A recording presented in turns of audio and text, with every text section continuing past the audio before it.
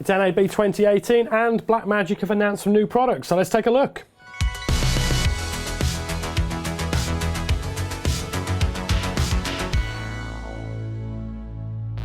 This morning, Blackmagic Design's CEO Grant Petty did his usual annual announcement at NAB, and there's a whole bunch of stuff to talk about.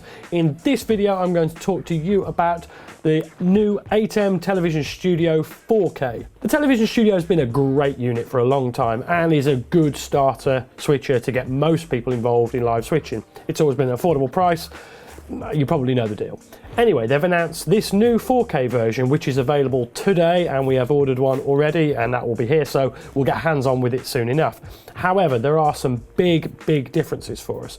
We have, as you might be able to see behind, we've got the 1ME 4K there, 2ME production there, 1ME production, and we've got a couple more in the rack over there. So we're well used to using these, and there's always been a few different issues and problems that we've had to overcome along the way. We sort of got used to the fact that Blackmagic weren't going to do anything about some of the challenges we had, but recently, I think 6 months ago or so, they announced software updates to the 2ME to make it a 4ME, and they looked at a new chroma key. That was long overdue and very much welcome. As well as that, we have a full 12G SDI input option. So there are 8 inputs on the Television Studio Pro 4K, and they are all SDI, which is very welcome, but that means you can bring in 4K at 60 frames a second. Now, we operate a 4K studio here, however, we're not working at 60 frames a second, but it's nice to know that we can if we want to, and I imagine there'll be more uses for that in due course.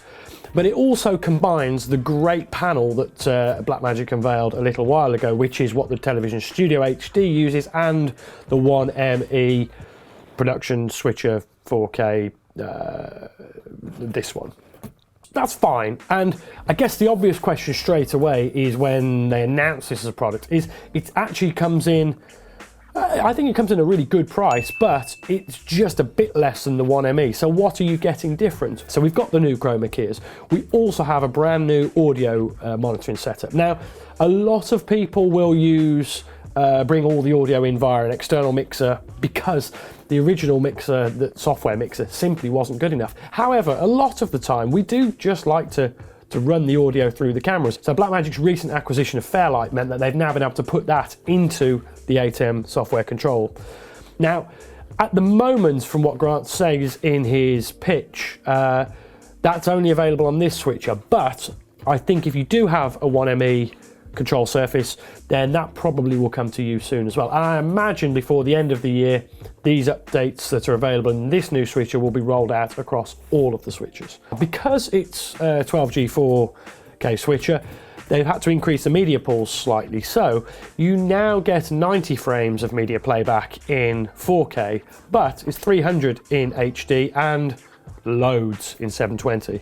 In the software as well, there is also I think an improved upon version of the audio delay that the previous software had as well, so you can resync your audio to the cameras.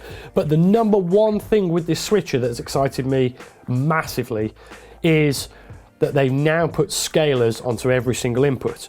Now, what that means to you is if, I don't know if you see, but any of those cameras on the shelf behind us now, they're all different cameras. We've got 1080i, 1080p, 4K, all sorts of random flavors across the shelf. Well, we've always had to match our cameras up. We want to use Sony FS cameras, we use 4 or 5 or 8 Sony FS cameras. If we want to use Ursas, we use the whole lot of those. Well, sometimes that's just not practical from a cost point of view. As an owner-operator, maybe, well, certainly you won't have 8 cameras to use. We have various bulk of lots of different cameras, but budget or size may dictate what we want to do. And an example of this is we're actually setting up the studio at the moment for some new shows that we're doing where we want to use a GoPro Top Shot. And in order to make that work with our existing setup, whereby we're using Ursas into the mixer, we have to convert the GoPro signal through a series of converters back down to something we can use. Now that's no longer the case. We can throw all our inputs into the switcher, and much like it used to be in old video editing where you just set your project settings from the get-go, so if you set a 4K project setting, you could throw whatever you like in and it'll get scaled up and down to suit. The same thing happens on the switcher. If you're familiar with new tech TriCaster products, then this has been available for a little while. However, bringing it to the Blackmagic switchers is a big game changer. As well as this, there are just SDI inputs on there. So the example earlier we mentioned of the GoPro, that is obviously HDMI. So now Blackmagic Design have brought out some bi-directional converters. I'm sure bi-directional converters must have existed before. We haven't had any, but what I've done, and I've done it more than once, is take the wrong side of a converter out. So being able to have both directions is really handy.